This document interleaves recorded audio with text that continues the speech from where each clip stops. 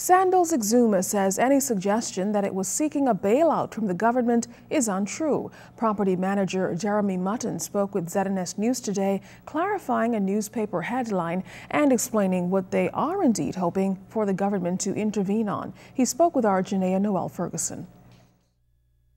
Despite claims that the Sandals resort in Exuma is seeking a bailout from the government to ensure its sustainability and viability, General Manager of the property Jeremy Mutton says this is far from the case. He laid out the resort's position and said that officials simply wanted the government to know what their immediate concerns and challenges were. Been hearing about bailout and things like that. That's not what this is about. And certainly we are not into that and do not wish for any type of bailout. It is simply to share with the government, the serious costs that make it almost, not a viable option to have a business and to have open dialogue as to what can be done in order for us to continue to grow and develop on Exuma.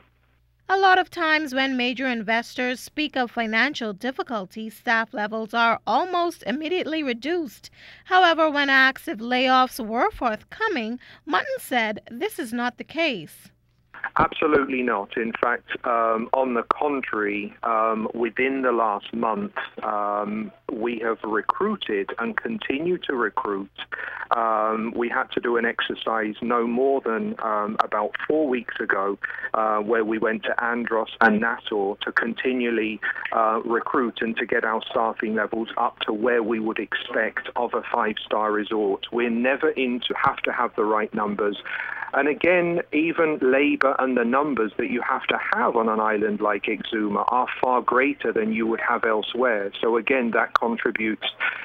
When I employ somebody, I have to fly them in a lot of the time from another island or from Nassau. I accommodate them at very much subsidized housing that we have here. All of those add up to the costs that we're referring to as well.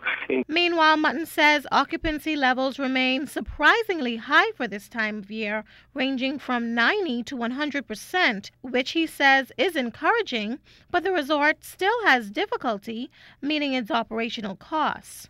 With these high occupancies, you can't ignore the fact that the world in so many areas is still in recession. It's difficult for us to command the rates that we would wish. You have to be, very competitive in your rates, and therefore the costs are just exceeding the monies that we can get in at the moment. But Mutton said they are still in discussions with the government to see how their conditions can be improved. Janaea Noel Ferguson, ZNS News Network.